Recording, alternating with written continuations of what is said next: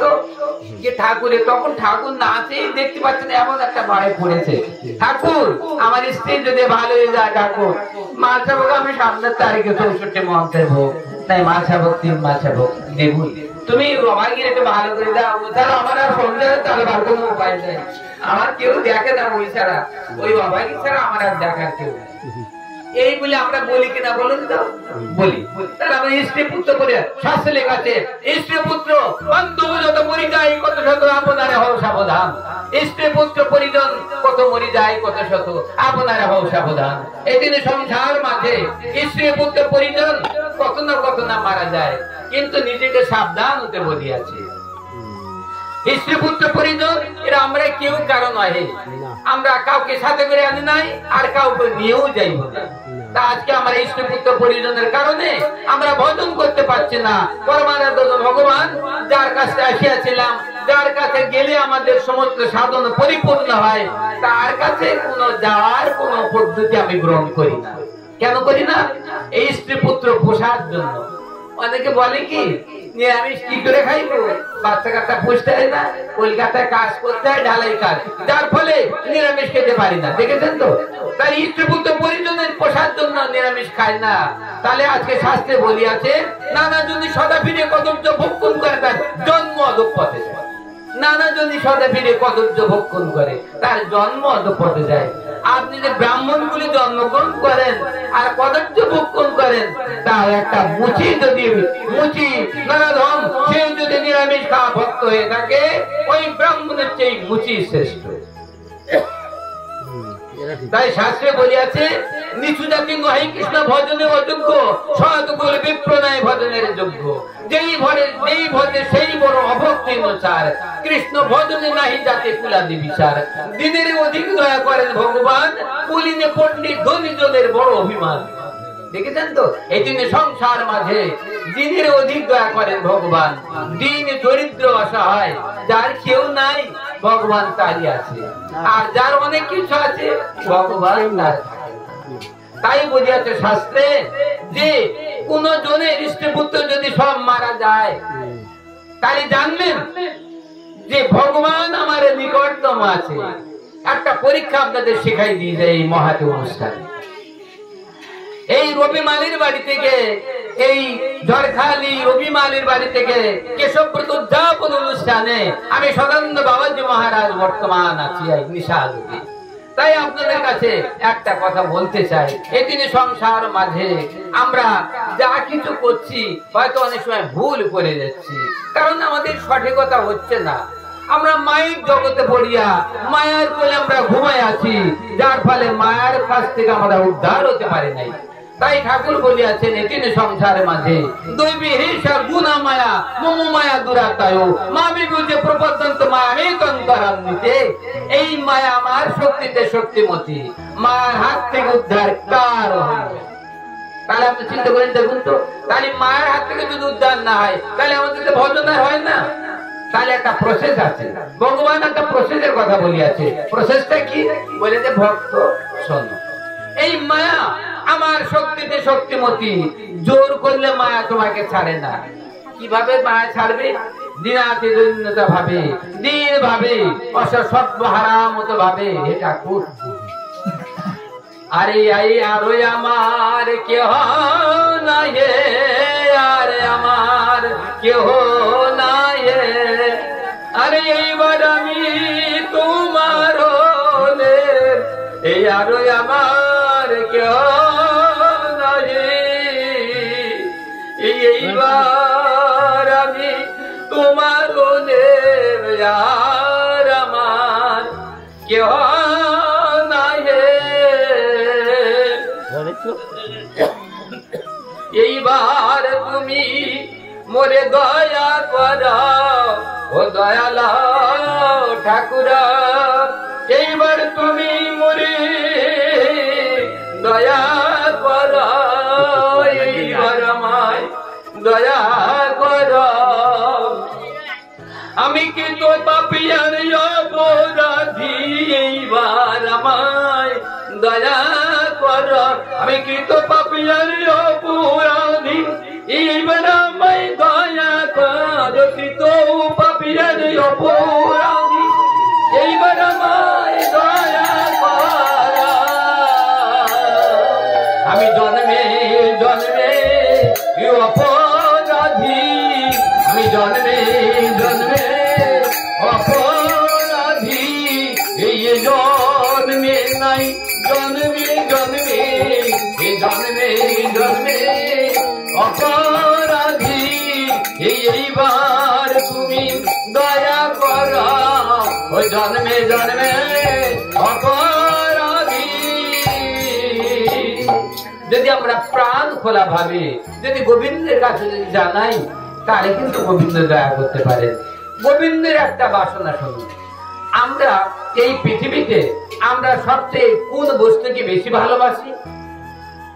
কোন বস্তুকে বেশি ভালোবাসি এই পার্থিব জগতে? এখন বর্তমান যুগে আমরা কি বস্তুকে ভালোবাসছি বেশি? বিষয় বিষমগতি নাই ভজব্রজবতী, তাহলে বিষয়কে ভালোবাসছি। বিষয় বলতে গেলে কি কি বিষয় আছে জানেন তো? বিষয় বলতে কত রকম বিষয়। বিষয় বলতে শুধু অর্থ বিষয় নয়, বিষয় বলতে নারীও একটা বড় বিষয়।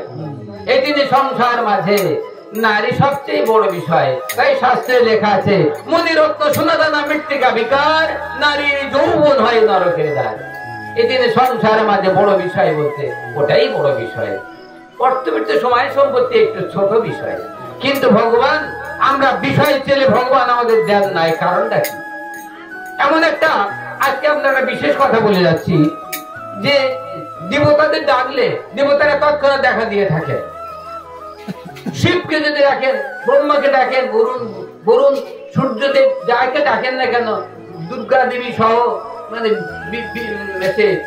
সেই মনসা দেবী সহ সবাইকে যদি ডাকেন, তাহলে দেবতারা এখন কোথায় সে কথা পরে হচ্ছে, ওটা আমি শুনে রাখলাম, পরে সময় মতো বলবো। এখন তাহলে এনাদের যদি ডাকেন তেনে তাড়াতাড়ি দেখা দেয়। আমি কোনো দেবতাদের কোনো দোষারোপ করতে আসেনি, দেবতার দোষারোপ আমি করি না। আমার সমস্ত চ্যানেলে দেখবেন আমি দেবতাদের দোষ দেই। দেবতারা তো মহাবৈষ্ণব, কারণ এই দেবতারা তারা ভগবানকে ডাকছে আগলেশ্বর কৃষ্ণ সবৃত্ত যারে দুইছে না চায় তৈছে করে দিত। এদিনে সংসার মাঝে ব্রহ্মাকে ব্রহ্মা সৃষ্টি করতে, শিবকে সংহার করতে ভগবান বলিয়াছেন। তাহলে যদি আমরা এই ভগবানের ভক্তকে সাধন করি, যদি কৃষ্ণকে সাধন না করিয়ে ভগবানের ভক্তকে সাধন করি, তাহলে দুর্লভ মনুষ্য জন্ম কিন্তু ব্যর্থ হয়ে যায়। স্বল্প পরমাই মাত্র 120 বছর, কিন্তু 120 বছর আমরা পাই না, পাই 60 বছর 80 বছর।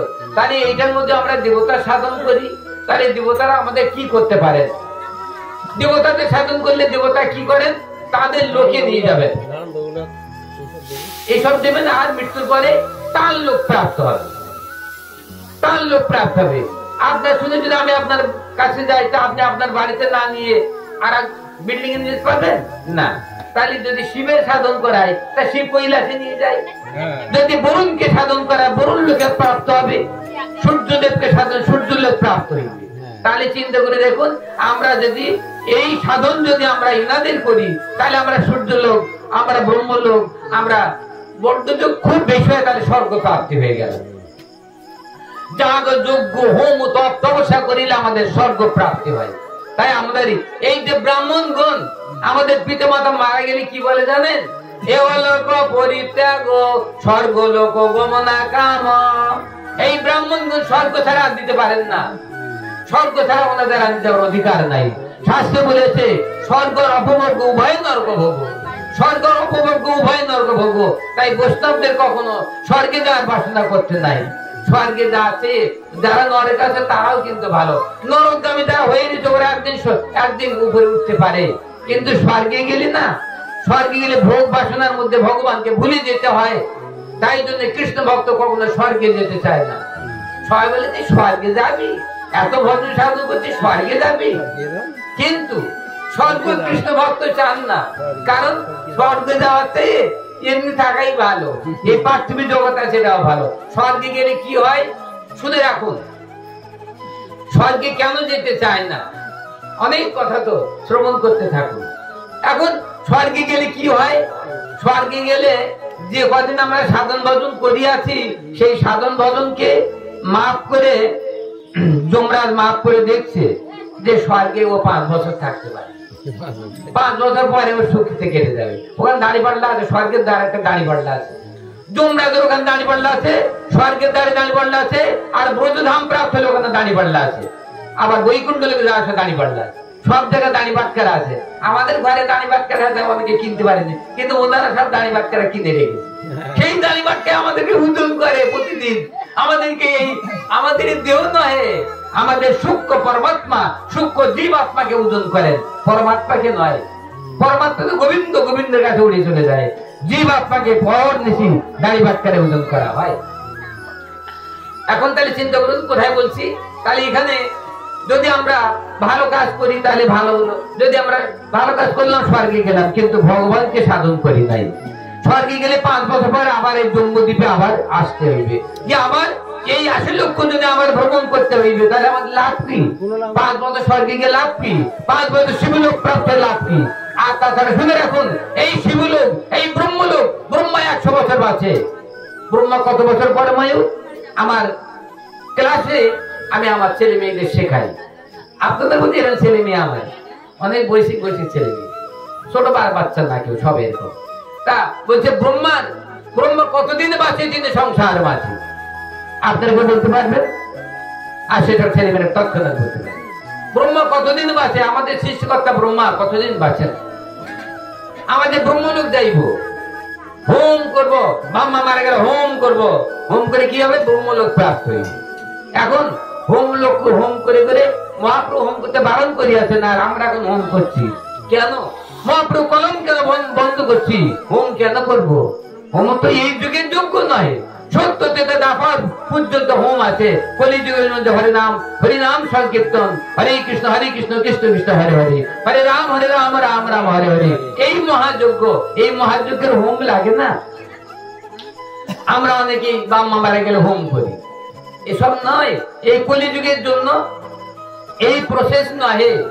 শ্রীমান মহাপ্রভুর ভক্তি ভরে মালসা ভোগ দেবে, ওই মালসা ভোগ পিতা মাতাকে দান করবে, এটাই তার পরিত্রাণ হইবে। জয় জয় শ্রী গুরু জয় সীতানাথ গৌর প্রেমানন্দ হরি হরি বল।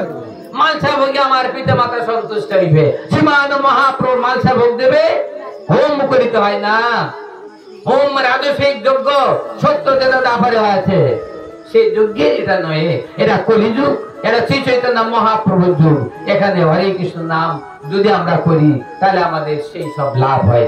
আজকে চিন্তা করে দেখুন, সেই সফরী মুনি সেই সত্য যুগে কত না কল্প, সেই 10,000 বছর তপস্যা করলেন জলের মধ্যে, সেই মুনির সাধন নষ্ট হয়ে গেল।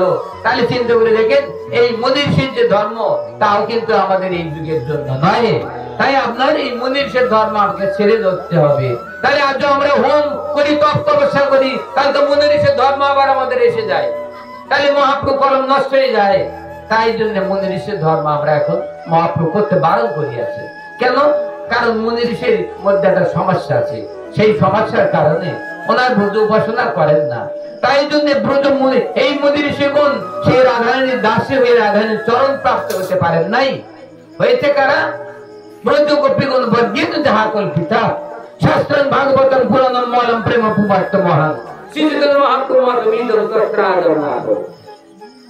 তাহলে আজকে চিন্তা করে দেখুন, এটি যে সংসার মাঝে সেই শ্রীমান মহাপ্রভুর সেই যে প্রণালী, আমাদের শ্রী রাধাকান্ত প্রভু, আমি যে চ্যাপ্টার লিখেছি রাধাকান্ত প্রভু, ওই অঞ্চলে অঞ্চলে দিলে যুক্ত করি শ্রী রাধিকানাথ রূপে, অঞ্চলে অঞ্চলে দিলে যুক্ত করি শ্রী রাধিকানাথ রূপে। এটি সংসার মাঝে আপনারা শ্রবণ করুন। আমি একটা কোথায় আলোচনা করছিলাম জানেন তো, স্বর্গের কথা। তার মধ্যে একটা বিশেষ একটা কথা এসছে আমার সম্মুখে, আমারই কৃপা পাত্রী এই করুণা মন্ডল আপনাদের সম্মুখে বর্তমানে এটা ওই করুণার জন্য লিখে আছি। কৃষ্ণই জগতের পিতা, যে না ভজে বাপরে, জন্মে জন্মে পিতৃদ্রোহী পাতকের হয়ে তাপরে। তাই জন্য আমাদের কৃষ্ণই 4,1418 পুরাণ, কৃষ্ণই ভগবান, কৃষ্ণই পরমেশ্বর, আর তার দাসানুদাস যত যা আছে বিশ্ব ব্রহ্মাণ্ড দেবতা গন্ধর্ব যক্ষ রক্ষ কিন্নর মনুষ্য আদি